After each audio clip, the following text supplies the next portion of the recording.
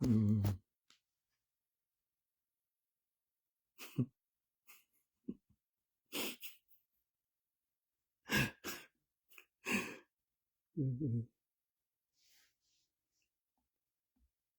Pakai yang mengaciri ini salah. Putih.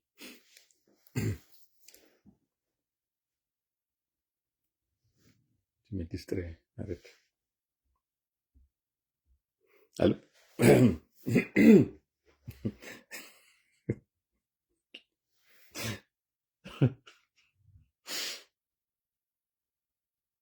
Bon.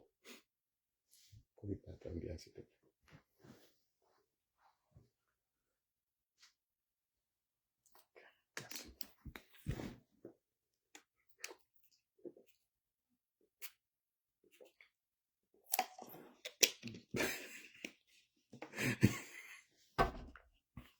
De no manera ahora librar lo ni se y ça va être très compliqué. Ok.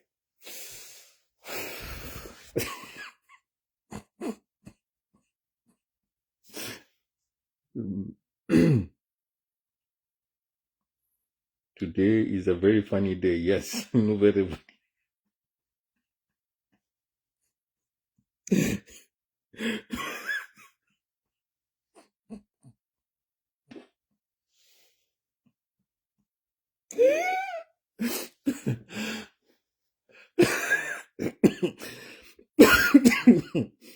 Okay. Ya for today and do. And min helto ele gingita usi min ngari min jodi. Tino helti ngido ande moja no.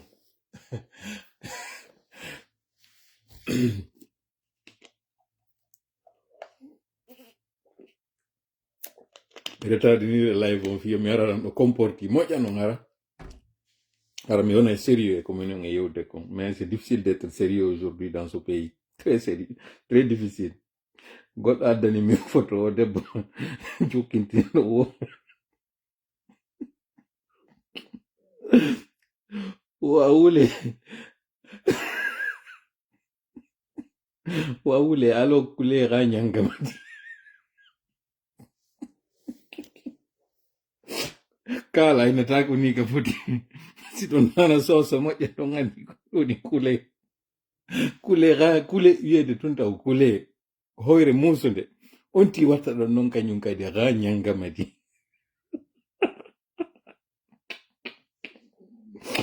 Non, le gars qui a fait ça, il mérite la prison. Sincèrement.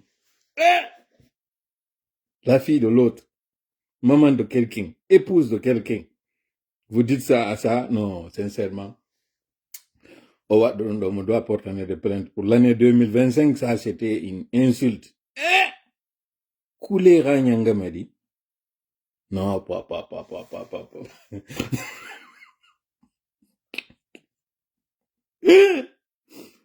Ah ouais, ko debbo. Ɗum noon so a ndaarimo moƴƴano pooɗiri hunndukon noon o ndaaray tawa oɗo accali mo few o miijiti haa o ndaari o tawi ndaare yeeso o. Bon, je vous apprends ɓe waɗi wo ko prolongation on non bureau de vote ɗin ko 18 heures ɗi fermeteno mi jangana on ɗo communiqué mo ɓe waɗi on taw fuɗɗoroɗen ɗon annatan daw mi lando on ɗo kon ɗum woni waɓutu arano ataɗo on juulede waɓutu farilla ataɗo juulede on e nder taarika islam on ko waɓutu hombo ata juulede fiyo mi fuɗɗoro ɗo série on arta yan annata nan mi jangana on ɗo communiqué on ɗo marɗo révélation ji hande moƴƴa non mi gibi ko waɗi e humpitike piiji bus aray noon mi jangana on ɗo communiqué mo ɓe waɗi on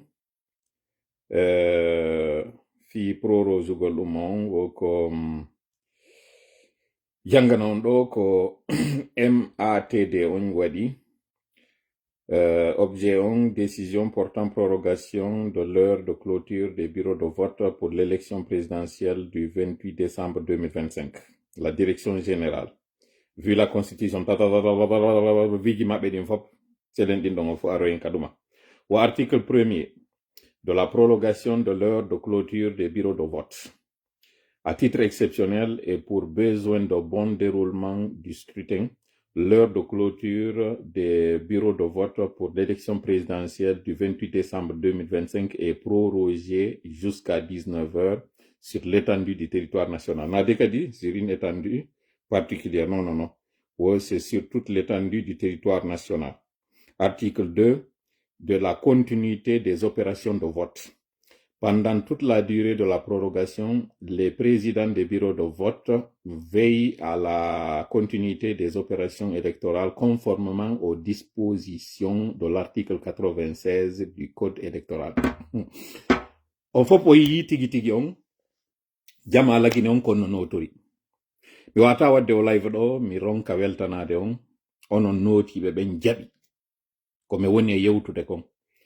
Nyande go goddo innanno ko bumbe wonda e jalbinande ko burino yurmude ko tawata kon ko hoore maada wonda e sunnitade fiyobe yiw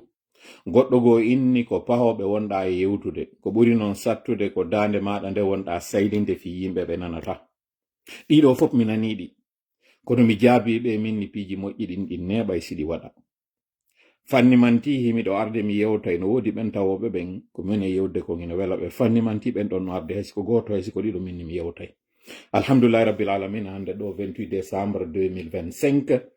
on hollila wondema mi faljali on holli me wondema me fayali on holli me wondema nebuno kono tultali hande alhamdulillah rabbil alamin yimbe lagine ben be nani be jabibe hutori ko me wi kon entini nyalande ko woddunde wodi si tay Allah hoddiri nde aray ndende arata ala hande do yi ko jama wadi kon na o ma o na wontirbe gana na wontirbe ganin hina wontirbe sengo ka janini gana wontirbe ka meden fop weltanama na o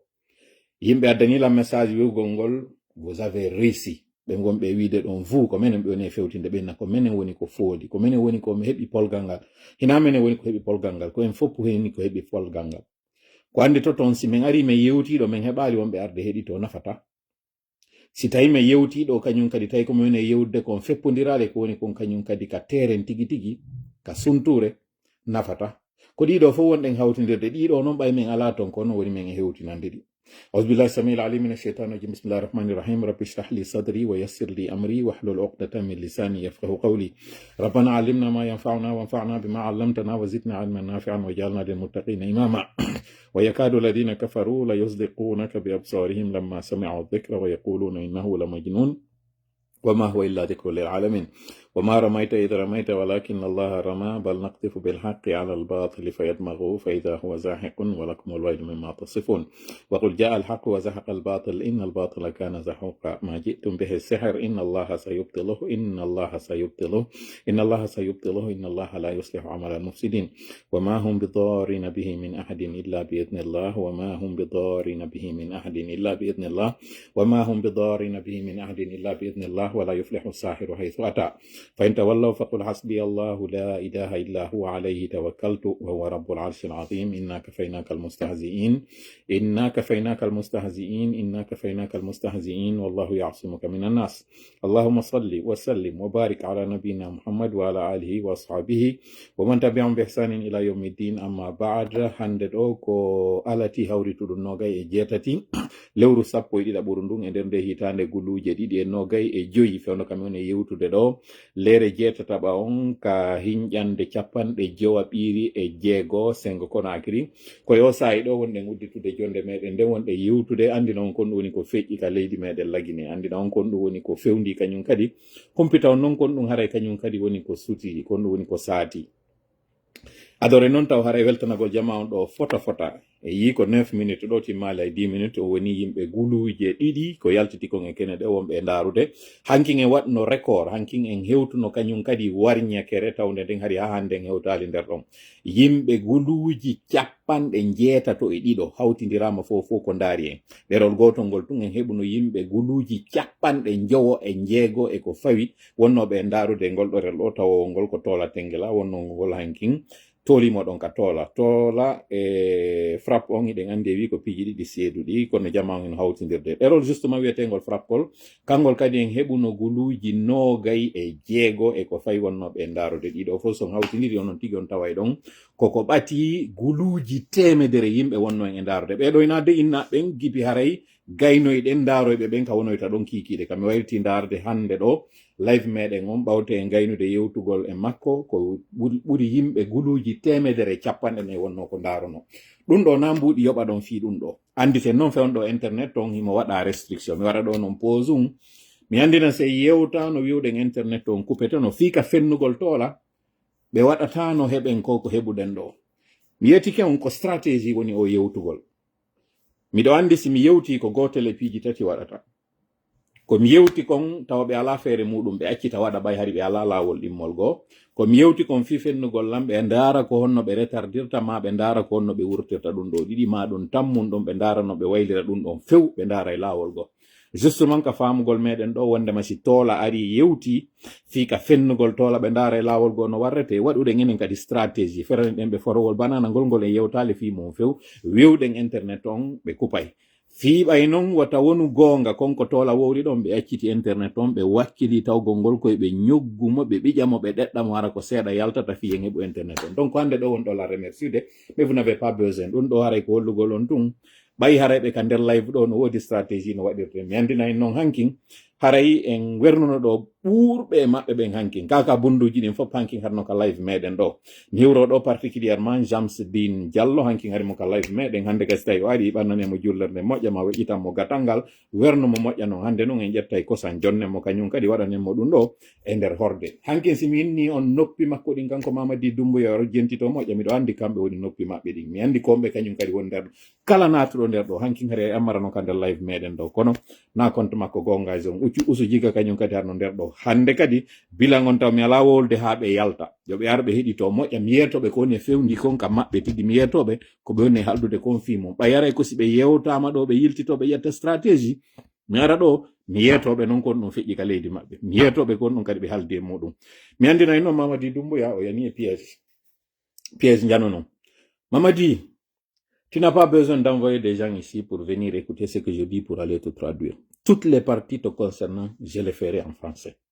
Est-ce que tu avais vraiment besoin aujourd'hui de ce dispositif sécuritaire? Est-ce qu'on a besoin vraiment dans une capitale, à Conakry, d'abîmer d'ailleurs le peu de goudron que nous avons pour faire rouler des chars blindés? On a compris, oui, tu as toujours cet arsenal de combat, tu as toujours ce dispositif sécuritaire, tu as tout un camp qui se promène avec toi. Mais est-ce qu'on avait besoin de ces chars de combat avec leur dispositif de circulation dans un bureau de vote? Est-ce que sincèrement tu avais besoin de ça, Mamadi Doumbouya? Est-ce que tu penses que les médias et les observateurs ne feront pas justement des remarques par rapport à ça? Justement parlant de ces observateurs, l'opinion doit savoir que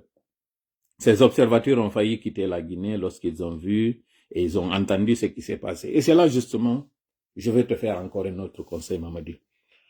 Bala Samora, c'est l'un de tes plus grands ennemis. Je l'ai dit à plusieurs reprises, mais cette fois-ci, il faudrait encore une fois qu'on te mentionne que Bala a agi négativement à ce qui s'est passé. Si aujourd'hui il y a ce boycott de cette mascarade que vous avez organisée aujourd'hui, s'il y a cette faible affluence, c'est parce que d'abord le peuple de Guinée a montré qu'il ne partage pas du tout ce que vous êtes en train de faire. Le peuple de Guinée a voulu vous envoyer un message. Mais est-ce que toi, tu entends les messages? Est-ce que toi, Mamadi Doumbouya, tu es sensible à ce qui se passe? Est-ce que tu ouvres les yeux? Est-ce que tu n'es pas en train de faire la politique de l'Autriche? Faire semblant que tu ne vois pas la réalité. Parce que toi-même, si tu regardes véritablement ce qui s'était passé lors de votre référendum, tu aurais compris que tu n'as pas du tout la popularité, tu n'es pas du tout aimé. Et là, tu te rends compte, après toutes ces dépenses, heureusement pour toi que tu n'as pas beaucoup dépensé, mais tu te rends compte que ceux qui te faisaient croire que tu es quelqu'un de populaire, que tu allais l'emporter, aujourd'hui le peuple de Guinée t'a montré que tu n'as pas de popularité. Le peuple de Guinée vous a rejeté. Le peuple de Guinée vous a montré qu'ils ne sont pas du tout dans ton esprit. Est-ce que cela n'est pas suffisant pour que tu comprennes que ton entourage est en train de te tromper? Ce n'est pas suffisant. Et c'est ce qui justement me pousse à te dire que cette opération qui a été menée en Haute-Banlieue, c'était une opération de sabotage. Bala Samora pouvait attendre que cette élection, cette fameuse journée de dimanche passe pour qu'il passe cet assaut. Non seulement ils ont fait l'assaut, ils n'ont pas pu avoir un succès. Et justement, qu'est-ce que lui, il dit? Qu'est-ce qu'ils disent dans leur communiqué? On va lire ce communiqué ensemble et vous allez voir et lire entre les lignes qu'encore une fois, Bala Samora a tendu un gros piège. Le même que lui, Mamadi, avait tendu au professeur Alpha Condé. Vous vous rappelez bien que avant les élections présidentielles, il y avait un assaut à Kindia. Cet assaut qui avait coûté la vie à un général qui s'appelait Monsieur Condé, je pense qu'il s'appelait Mamadi Condé, lui et son enfant. Curieusement, l'histoire encore se répète. Je ne vous donnerai pas les détails de ce qui s'est passé en Haute-Banlieue, mais sachez tout simplement quelques indices sont là, et ces indices, c'est tout simplement de vous dire que l'histoire s'est encore répétée. Et cette histoire, elle s'est répétée comme ça s'était passé en 2020. Mamadi, ce qui s'est passé hier, c'était une façon d'abord d'effrayer l'électorat. Le peu de personnes qui voulaient sortir pour aller voter ont vu en cette attaque comme un signe d'insécurité. Ça, c'est Bala Samora qui a fait cet assaut et c'est lui qui a ordonné à ce qu'il y ait cet acte. Ce sont eux qui t'ont fait croire qu'il fallait aller faire cet assaut.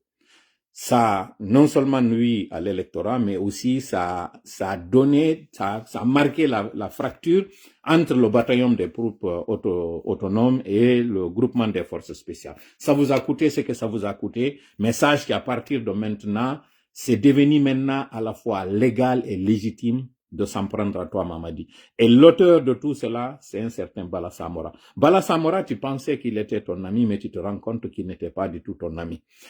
Bala Samora est celui-là qui est en train de causer ta ruine, c'est lui qui est en train de causer ta chute. Non seulement ce assaut, c'est une déclaration de guerre à l'endroit des corps habillés, les militaires en réalité, et tu sais que lui c'est un gendarme. Une fois ici, je t'ai dit que ton successeur c'est un gendarme. C'était encore un autre indice que nous étions en train de donner. Je ne suis pas en train de te dire que ça va être Bala Samora, mais Bala Samora sait de quoi je suis en train de parler. Un militaire et un paramilitaire, nous savons très bien c'est quoi la différence. Idi Amin aussi, c'est un autre paramilitaire, c'est un autre gendarme. C'est à toi de voir lequel des deux serait le plus préjudiciable à toi, mais je te dirais que c'est lui qui doit te succéder. Tu es en train de monter, descendre avec lui. Et tu es tombé dans le piège. Ce qui restait à ces militaires, c'était de voir ta cote de popularité. Et aujourd'hui, ce qui s'est passé a montré que tu n'as pas du tout la popularité. Ça a montré que toute cette abstention montre que toutes ces personnes sont aujourd'hui contre toi. Et lorsqu'il y aura l'assaut contre toi, lorsqu'on te prendra comme on l'aura pris Samuel Do, ça va être la même chose. Haray jama la Guinée, ɗum ɗo harmi falano tu yewtudemo kanko Mamadi Doumbouya simi waɗana noon révélation ji ɗin kon ɗum woni haray ko feƴƴi hankin kon woni ko feƴƴi hande ɗo kon ɗum woni haray kañum kadi ko suti ko ɗum mi falare yon heeɗi to moƴƴa mi andinayi noon ka live hankin ari ammarayno ka live meɗen ɗo wonɓe ɓen kaka bunduji kiikalaji kakaraje ɗen fof e ler hankin kamɓe CNRD on haɗi ɓe ka live ɗo kono noon addata ɓe ɗo par ce que wonde ko ɗo ɓe arata ɓe humpito kon ɗon fewndi si tawina ɗum ɗon ko ɗo kañum kadi ɓe arata ɓe anda ko honno forowol banana ngol ɓe firigol ene ngol e mortike maggol ka e mortake maggol miijiteno mi wiiri noon ɓe ar ɓe ndaari hankin ɗo fof ɓe ari raali ɗo fiɓay haray ɓe ari fiyotola yoɓuɓe e yoɓa hay goto contrairement e moɗon onon giɗo e gaño fof ara e ndaara o layfo ɗo haray noon hiɗo weltana e ɗum ɗo no wirɗen noon hankin ko waɗi ɗo kon kañum kadi ko sifa ɗum ɗo waɗuno 2020 Bala Samora e kanko Ammara e kamɓe Idi Amin ɓe feranike mo kanko Mamadi ngol forowol banana ngol wari o yani e muɗum kon ɗum wonno ngol forowol banana o asomo ɓe waɗi hankin immagol ngol yaha e ndu suudu ndo ɓe yehi nangugol o hoggo raddejo ɗo no wawno habbade ha feƴƴa hankin kono ɓaytun toola yalti inni wone ka cuuɗi goɗɗum no fokkiti ɓe tayyo ɓe yaccin ɓay ɓe yaccini ɗum ɗon kanko Bala ordino ɗum yo yow non seulement ɓe sikkuno si ɓe ari ɓe hewti ɓe hewtayno tum ɓe waɗa ko ɓe faala kon kif ɓe gayna ɓe hewti ɓe taynano ɓe sikkirno non ɓe ari ɓe tawi mbayatamba haɓɓaki o yi vidéo circuit ɗon ɗo ka ɓe immi ɓe yeeyi e kawtal ngal ɗon yawgol tawa yimɓe e makiji maɓɓe yawgol tawa yimɓe e kabareji maɓɓe yawgol tawa yimɓe e cuuɗi maɓɓe nanga ɓe dolugol nanga ɓe sonjugol finalement hay mi gaynali live on ko munno wolde fi muɗum kon par ce que hankin o yi ko hypothèse ji tati mi yewti e yi communiqué mo ɓe waɗi on ɗo momi janganta on ɗo mo tawata haray kon ɗum woni ko ɓuri hittude kon ton ɓe ni cette opération a permis de neutraliser complètement le groupe et l'interpellation des individus impliqués après plusieurs échanges de tirs. ɓeyni wo koko ɓe yeɓi waɗi hankin ɗon ko wallitike ɓe yawgol lanna fi kala ɓen tawnoɓe ɓen hari no woni e ndun suudu ɗon eɓɓuɓe immagol waɗa goɗɗum ko bonnata fi leydi lagine ndin fi ko waɗata hara ɓuttu wonata e leydi ndin woɓe wawi kañum kadi nangugo woɓɓe ko ɓe tawata hino tawano kadi e muɗum ɓeyni le commandement des forces de sécurité intérieure rassure la population qu'aucune menace immédiate ne pèse sur elle woɓe wallini noon ɓernde jama fo yiyatagol ɓe wondema ɓaytum ɓe yeehi ɓe lanni fi ɓen ɓen ɓe tawnori ɓe yeehi fi muɗum ɗon yo jama fo ɓernde muɗum waalo anda fusɗumannaki kono fewndo kam woni e wadde live on ɗo laawol ngol hino bloka iwi madina hewtoygol saare fi on ɗum blokirɗon ɗum ɗo alors que noyna circulation o gibi 6 heures ha 18 heures circulation ala fi on ɗum wirɗon ɗum ɗon hiɗo yehi bloki ɗon ça c'est un kollugol on tun taw ɗo yen naatu e vif sujet on entre communiqué maɓɓe on ko wowli kon e ko woni kon ka terrain on andi kamɓe ɓe mari ko ɓe yetto on kon tola no mari kañum kadi ko humpitata on kon hakkunde noon ko ɓe wolta kon e ko tola woni wolde kon on forsaka suɓagol hay goto e muɗum kono eɗon forsa hiɗon dola yon heɗito onon tigi golliron hakkille moɗon e wi si seede ala hakkille hino ñaawa ɓe wi e nder o communiqué maɓɓe ɗo mo tawata hankin simi arno avec précision minni ko ɗum ɗo ɓe yewtata ɓe wawno hande kadi waɗude virgule ɓe yaha ɓe yewtoya kañum kadi goɗɗum ngo par ce que haalaji buy yalti ko verni pivi wonano yahanede haalaji buy yalti ko ho commandanjo go wonano yahanede haalaji buy yalti ko ɓe wondunoɓe padre ko ɓe woni ton ɗin ɗon fop hari ɓe ndarude ko hombo e majji wawete yaltinede jama on inne ko oɗo finalement ɗin ɗon fo o yimo ɓe suɓoyi on ɗon ko mo ɓe yaltini ɗo wiwgol ɓe wowlali fus e muɗum ko ɓe ini tum woko en haute banlieue où un groupe armé était présent animé par des intentions subversives menaçant la sécurité nationale hiɗo gandite sa mi yetinoke on ɗo min ni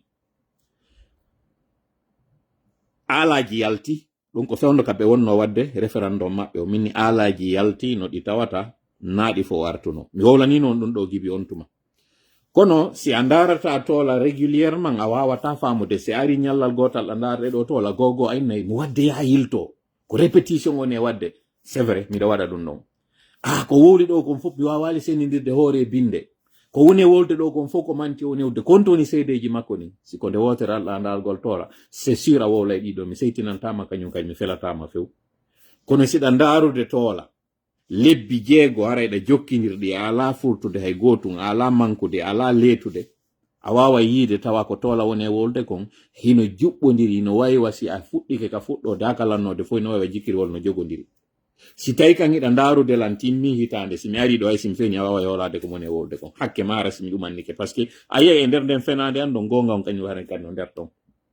si ɗe wondi kan nun duuɓi joyi gibin fuɗɗi arde yewta ɗo duuɓi joyi timmi octobre feƴƴiɗo ɗo a yiyay kala kunkum mi wowli a yaray ko yuɓɓodiri e gokkungo ɗo ko kamɓe tigi ari confirmi konko tawno hari mi wowlino ɗum ɗo e nder live go kono ñande mi wowlayno ɗum ɗon onon on sikkayno ɓaytum miɗo jooɗi leyɗe porte onon ɗon lagine ton tola ko fenande woni wolde tola ko woni wolde ko ɗuman toon ɗo noon mi yaltini e communiqué maɓɓe tigi tawɗon ko officiel kaɓe inni wo en groupe hino woni en haute banlieue tawno ɗon hino jogui arme ji ɗi tawata ça menacer la sécurité nationale même pas 3 jours miɗo yiyata dow mina woni ka cuuɗi moɗon ɗo ko kamɓe tigi no yalti inni woɓɓe go harno armi no en haute banlieue no immade ara non wara ɗo taw frengon taw mi lando o gendarmerie woni ko signe ndi kaydiri ɗo gendarme ɓe yeetike yimɓe hino en haute banlieue ɓe tawata ɓe inni ɓen hino jogii arme ji ɓe innali en de hino ka frontiére meɗen lagine ɓe innali en kaka sera maayo sifano agression 77 waɗirnoma 70 yewta waɗano nanon ɓe inniri en ɓe innali en ko frontiére meɗen e kure male ɓe innali en kaka frontiére meɗen e sénégal ɗum ɗo waɗi ɓe innali en ɗum ɗo ko kindiya ko pita ko zere kore waɗi ɓe innali en ɗum ɗo ko fore kariya waɗi ɓe innali en ɗum ɗo ko wherever ko ɓe wiyen ko ɓe inni en ɗum ɗo ko konakiri ɗum ɗo waɗi ɗi armiji ɗo e o groupe ɗo e hoore ka innete ɗo fewndo hande ɗo CNRD ko groupement de force spécial woni ko ardi leydi ndi ko onno tawiri groupe wawa e arde installe en haute banlieue sonfoniya ka anduɗo ɗon e hoore ɗi barrage wonɗe wadde ɗo fof tawara ɓe wawa en arde tum ɓe inna un groupe de personnes armées menaçant la sécurité nationale fiyonu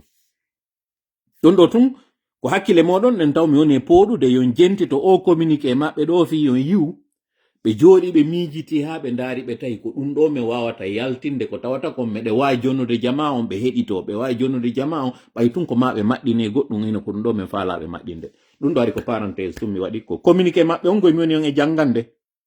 mi yaltinana en ton entre les lignes ko tawata kon noon si mi waɗani on no révélation ji ɗin ɗo o yiyay onon tigi taw andon wi ko woni e wolde ɗo kon no wirnomen noon lebbi seeɗa ɓaawo ɗo jonte seeɗa ɓaawo ɗo par ce que ko fewno ka référendum maɓɓe min no on wotta on immo yahon e muɗum par ce que no woodi yimɓe yaltuɓe min ni on ka sera frontiére ji no woodi aalaji wonɗi toon no woodi goɗɗi iranoɗi woodi goɗɗi goo kañum kadi yaltuɗi te tawata woɓɓe no jogii goɗɗo noon aray ɗo joni inna tola kon wonda e wolirde ɗiɗo fof est ce que no gasanaka haala maɗo d'ailleurs woni e bonnude ɗi opération ji est ce que a fankatano seeɗa par ce que sa fankino no gasa ɗi mission ji ɗo ɗi wawai réussisude ok no wawi wonde ara ko gonga wonɗon e yewtude kono koko waɗno kon 4 novembre mi sikki mi yaltano mi wowli fi muɗum ado waɗude ka mi wowlano fi mum few ko feƴƴuno kon kañum kadi ka dépôt carburant mi yaltano mi wowli fof fi muɗum kala ko anduɗo waɗi lagine on min nano joni yahe prépare ɗo goɗɗo no arde mi wowlano fi mum kono haɗa non kon ko waɗi ɗon ko yi yaltiroy kañum kan no yaltir ɗon donc na hundu ko an ko woni e wadde goto au contraire ko koko mone yaltude mi yewta ɗo go'o taw woni e déstabilisude ɓe kamɓe ɓe anticipa piiji goɗi tawno ɓe eɓɓano ɗi waɗugol fewndo ɗo ɓe waɗu yaɗi yeeso par ce que ɓe gaynali hendade élément d'information ji ɗin fop fi tum ɓe convoqui goɗɗo une fois o arali ɓe convoqui mo 2 fois o arali ɓe convoqui mo une 3e fois o arali paf conclusion o waɗa ton ko ɗum ɗo tola woni e wolde fi mum donc allons-y mahi fotowol banana ngol ngol réussisi min ko welo wonanimmi par ce que au moins ɗum ɗo wawi permettude hollugol jama lagine on contrairement e ko ɓe woni e yaltude ɓe waɗana on défilé ɓe faminana on ɓe maîtrise leydi ndin konko ɓe suuɗuno ɗon hande kadi wawi yaltude de kine pour nous ça c'est déjà une victoire énorme si tawi onon ɗum ɗo pour vous c'est pas une victoire pour nous ça c'est une victoire incommensurable et de surcroît ɗum ɗo yo waɗu ñande weetay ɓe yimoɓe yaaɓe waɗa o élection maɓɓe ɗo ça a été d'abord la plus grande réussite ko mi wawi waɗude ɗo alhamdulillah rabbil alamina allah yaltitata e goɗɗo par ce que heƴata ka o heƴali ɗon e ngo fello e janɗugol muɗum na menen e meɗen ɗum ɗo wata heƴude kono sabu ko tawata kon si o yaltini o holli e mandeji ɗin mandeji ɗon e wawa andude ko kanko falan yewtude ɗum ɗo wallitike ko réponse konko tawata kon e waɗi ɗo ɓuri balɗe 40 ɗe wadde ɗi duwaji meɗen ɗe wadde o astahfirullah ɗo kon astahfirullah fuɗɗi yaltitugol ko ɗin duwaji fuɗɗi yaltitugol mi yetino mi inni ko waɗano kon ɓay waɗama fewndo 2009 tan dadis ko jumaje tati mi sikki kaka jumare nayaɓere ɓayɓe waɗi ko ɓe waɗoyta ɗon kon ɗin astahfirullah haji ɓe waɗi kon ko ɓe woni e huɗude ɗon ko ñalorma teɗɗan e alkamsare ɓe tappimo kanko Moussa Kule wolni noon ɗum ɗo lawol e ɓawo lawol aw hande ɗo kadi miɗo yiltitade ɗin koko mone wadde ɗo fuu ko hollugol ɗon ko onon sikki Mamadi joɗike e ngu laamu ko onon sikki senerde no kontori ngu laangu ko onon sikki ɓe yultidi e muɗum ɓe yultidali e muɗum mi wowla mi répéta encore une fois si ɗon jooɗi lagina ton ko ɗum ɗo awa e koye moɗon ɓe faminani on wondema ɗe blendeje ɓe woni e yaltinde ɓe contrôle situation o hawreji ɗi ɓe mari ɗin hakkundeji maɓɓe crise mo ɓe mari on hakkunde maɓɓe c'est plus profond c'est plus grave que onon sikkuɗen fewɗo eɗen maridi e maɓɓe probléme ko woni probléme on ala jaɓude hoolagol on ala jaɓude jemtitagol heɓe awde ka koye moɗon wondema wota goto darto lanni jaɓe ɗum ɗo hande kadi wakkile ɗi duuɓi jeeɗiɗo hande kadi mayin feƴƴen e goɗɗum go ko ɗum ɗo ɓe woni e waɗude ko ɗum ɗo ɓe woni e yettade commune kamɓe maɓɓe ɓen yo yeeto on ko ɗum ɗo ɓe woni e yaltinande on e kene tout va bien circuler y a rien à voir menen noon devoir amen on ko argol ɗo mawita ɗin ɗi ɓe suuɗi yaltina ɗi e kene holla on noon avec seede avec mande avec preuve inna on e hino ko ɗum ɗo si ɗum ɗo waɗano hankin tola mi arayno mi jooɗo mi yewta ɗo on jentitoton lango e gomɗiɓe ɓen tigi tigi ina no way meɗen mari han jontamaw meɗen hooli kono ɗum ɗo Allah waɗi yo ɗum ɗo waɗu ñande weeta e konko ɓe eɓɓi waɗugol ɗo a pew ɗum ɗo bonna ɓe muradu maɓɓe ɗum joni noon hande kadi fracture on o woni évidente bata on hande ɗo e groupement de force spécial ɗon andi ko jeeloɓe warani ɓe hankin communiqué on wiiɗo mi yeeto on ɗo bilan moɓe waɗi on kamɓe Le commandement des forces de sécurité intérieure rassure la population qu'aucune menace immédiate ne pèse sur elle. Ɗum ɗo kañum kadi ko waɗira ko à l'attention ɓen observateur ɓe délégué ɓen inete ɓen MOE mission d'observation électorale arɓe ɓe lagine ko ɓen o parti ɗo kañum kadi woni ko concerné parce que kamɓe ari ɓe ni ɓe yalta e leydi lagine nin ɓe sikka o élection wawete organisé dans un tel climat mi andina on non consommable ji électoral ji goo ko hande ɗi ari ɗi hewtoy e nokkureji goo hélicoptère no duwano dekolude hankin duwanoɗo nabude on matériel électoral e nokkureji goo on avion on hélicoptère wawal dekolude fiyon no sabu situation insécurité wonnoɗo on e leydi ndin ɓe huuli hanki yo hélicoptère ƴaw parce que on hélicoptère ɓe tañƴini so ƴawino ka dow ɓe yaliɓaynomo ɓe huuli wata on hélicoptère ƴaw ka dow so ƴawino ka dow ɓen ɓe sikki wondema ko kamɓe on hélicoptère imminana hande kadi hara déclaration on woni joni hande kadi officiel o vidéo mo yiwɗo waɗama ɗon ka Bala Samora yewti fi affaire sécurité ko vidéo waɗanoɗo Gibi Heccianki o vidéo mo yiwɗon ino circula ɗo kaɓe inni ɓe waɗi réunion de sécurité ɓe menasi yimɓe tawɓe haray c'est des éléments faalaɓe waɗude trouble on vidéo ko Heccianki ngo waɗa hanki réunion waɗɗo on ko innaɗo wondema bata on wi'i si ɓe memiti élément jo maɓɓe goto haray kamɓe huɓɓinge donc ko on climat de division hande ɗo e do climat de ni chaud ni froid ko on wonɗen fewdo ɗo ni hakkundeji maɓɓe dafu on nangi hakkundeji maɓɓe anduɓe ɓen kon ɗum woni dafu hande kadi ɗo ko atiɗo wawde immade o memoy tawoya joni noon goɗɗo go are ɗo joni kañum kadi inna tola ko noon ɗa wowlide ɗiɗo joni habboɗen ha ara jentito non kadi au passage ɗo il invite les citoyens à conserver leur calme à poursuivre normalement leurs activités et à maintenir une collaboration responsable avec les forces de défense et de sécurité kum parti on ɗo konno ɓe faala wiwde makko ɓe rasirude jama on parce que kawtal ɓe nokkure ka ɗum ɗo waɗi ɗon on ɓen ɓe hoolaki jama on ti kañum kadi yi andi di leydi ndi laaɓagoy jama laaɓade e ndi leydi ko ɓen ɓe fewti ɗo kaɓe inni ɗon noy ɓe landi jama on yo collaboru koye jama on yeeto ɓe kala ndun suudu kaɓe yehi ɓe suuɗi ɓe yaltuɓe hankil ɗon ɓe ari ɓe fellidire maɓɓe ha weeti bimbi ɓe humpitoye kolos o wondema mission o wawa laatade e nder jemma on ɗon on noddi ɓe wi ɓe repli ɓe accirni par ce que konko woni e fellude ɗon kom mission d' observation e wonɓe ɓen ka leydi waɗa joni panique o wona total donc élection ji ɗin ɗi wawi reportede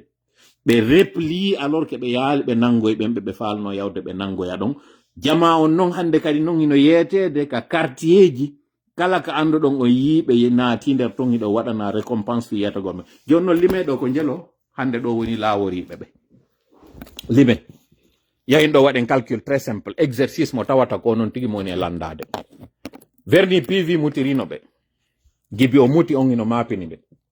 koko on muti ɗon kon wonɗon e yiide ɗo Mamadi ko woni haylade ɗo kon fabka woni woko e taw woɓɓe no ƴawi e hoore cuuɗi no jogii basukaji muɗum lance roquette je ɗeɗe wonɗo yiide ɗiɗo piiji fap ko wonɗon yiide ɗo dispositif ɗo ene wadde ko fi neɗɗo goto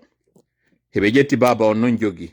ƴetti miñam makko jogi ƴetti denɗam makko jogi oɗo goto o majjiriɓe ɗum ɗo woni panique joni noon wonɗo ka nder dispositif sécuritaire nder ton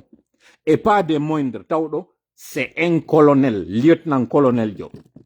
oɗo hande kadi noon woɓɓe inni haye que c'est général no wowlede ɗumaji ɗin fof marɗo unité jano oɗo noon hande ɗo motiriɓe ɗon sikka fewn ɗo ni ara sérénité no nder ton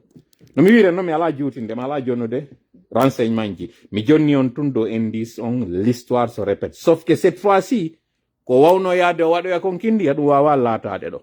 ko kanko immino yehi waɗoy ko waɗoy ton kon ɗo noon ko woɓɓe immini tawɓe ɓen ɓe yehiri ƴoccori ɓe yehi fi yoɓe yawɓe waɗa tun fi hanndu kadi memmingol noon probléme on hakkundeji maɓɓe probléme on noon memminike ɓe yehi ɓe memminoye ñaaki ɗin ɓe wawali yaade ɓe ɗanninoyɗi ɓe wawali wadde ko ɓe faala ko hande ɗo yi ngi sarde combawi yaltungi ɗo ngi sarde combawi ngi yaltilari mere Mamadi no andi fewn ɗo ni kanji ɗin hakkundeji maɓɓe c'est l'information ko woni noon kañum kadi révélation mo moni on e yettade on ɗo élément ɓe kan Samori ɓen élément ɓe kan Alpha Yaya ɓen élément ɓe Kindiya ɓen e élément ɓe wonɓe ɓen ka intérieur fop décidi à l'unanimité o yi vidéo mo élément jo verni PV yalti on waɗi communication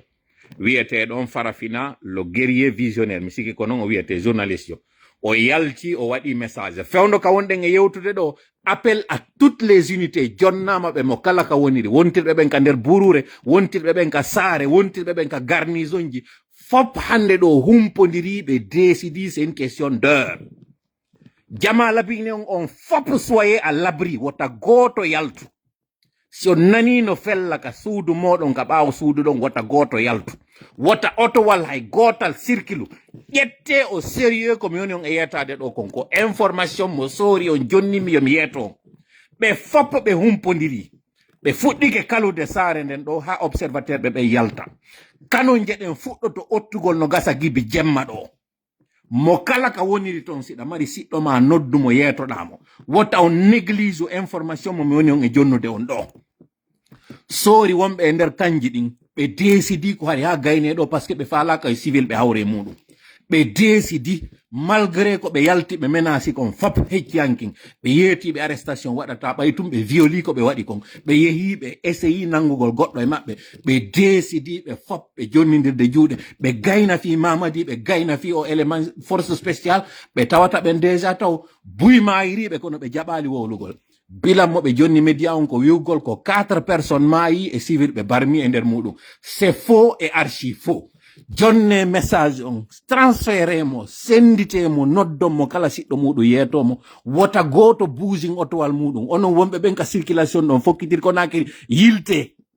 si ɗon entre ville ji ɗin tippine passager ɓe moɗon yiltito ɗon ko fokkiti kon e leydi ndin koko mawni soori on fop décidi ɓe jonnidirde juuɗe ko fokkiti ɗum ngal sarde kombawal ngal yiwɗon immike yehi ka bureau de vote makko o hoolanoki o yahi o votoyara ɓe yaalɓe waɗi asongore makko ko kanko e peur ni hiɓe ndarude konno ɓe exfiltretomo ɓe noddi ɓe humpodiri ambassade France on ɓe humpodiri avion wal ni si ɓe immike ɓe ari ɓe attaque palais on no ɓe wawmo exfiltride no ɓe exfiltriri non oya Ange Raswell no ɓe walliri non kala ɓen ɓe dogini no yaltere leydi ndin o humpodiri fewɗo e ambassade de France on je vais dire cette partie encore en français il est appelé à toute la population guinéenne de se tenir en alerte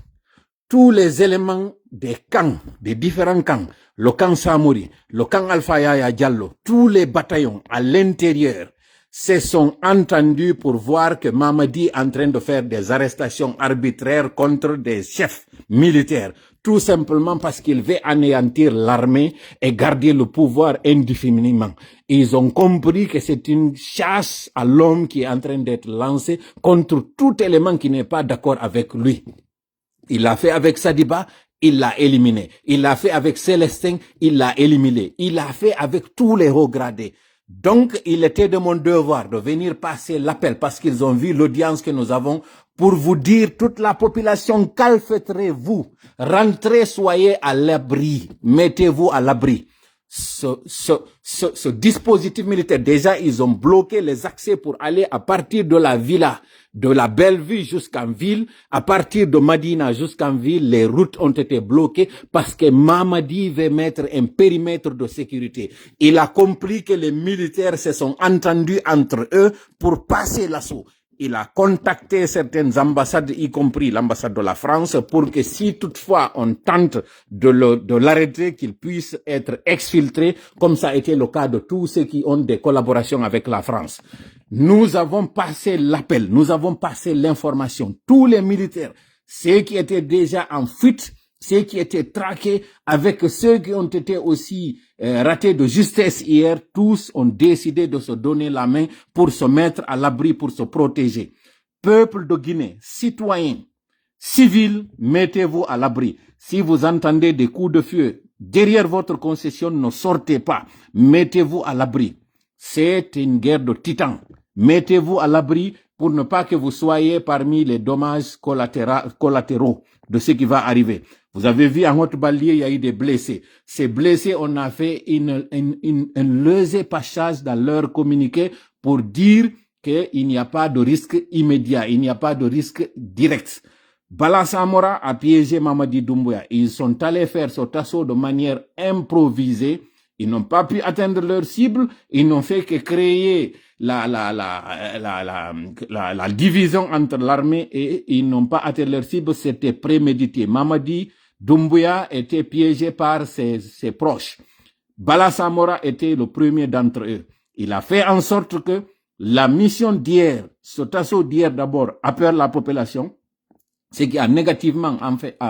impacté l'affluence, déjà que les gens ne voulaient pas du tout participer. Et l'assaut d'hier a encore fragilisé le processus électoral. Les délégués ont failli quitter le pays hier pour se mettre à l'abri, pour leur sécurité. Il a fallu qu'on les rassure, il a fallu qu'on fasse croire que ceux qui étaient nuisibles ont été neutralisés, ce qui est faux. Et la preuve en est que plusieurs artères de Conakry sont actuellement bouclées, sont actuellement barricadées. Et vous avez vu ce char de combat pour une élection, un civil, parce que Mamadi n'est plus un chef militaire, c'est un civil. Que ce civil soit accompagné avec ce dispositif militaire, déjà vous dit tout. Il n'y a pas de sérénité, il n'y a pas de calme. Mamadi Doumbouya sait que c'est une question d'heure. Si la menace de ces militaires qui ont demandé d'ailleurs à ce que vous soyez d'abord à l'abri et qui ont dit si toutefois ils arrêtent Mamadi Doumbouya, que vous comprenez que ce qu'ils ont fait c'est pour l'intérêt du pays. C'était le message qu'ils nous ont chargé de vous transmettre et nous avons joué notre rôle de vous transmettre ce message.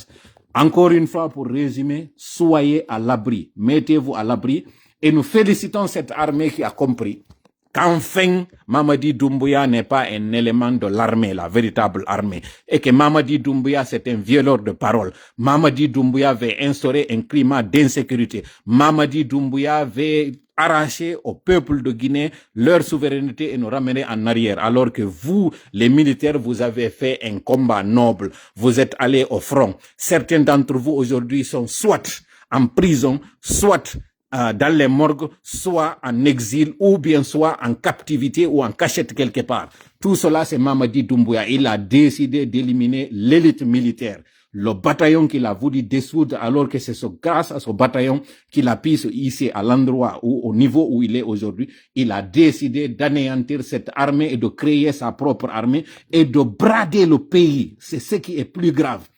Il a bafoué toutes les libertés dans le pays et il veut aujourd'hui installer un climat d'insécurité. Donc nous remercions cette armée qui a entendu notre appel, qui a décidé finalement de prendre ce destin en main, de répondre à l'appel incessant du peuple de Guinée et enfin, comme on dit, de prendre leurs responsabilités et de rétablir le droit et l'ordre. Vive l'armée guinéenne, la vraie armée qui a décidé de répondre à l'appel de la Guinée et à bas Mamadi Doumbouya, à bas cette dictature, à bas le CNRD, à bas le GMD. La lutte continue. Merci.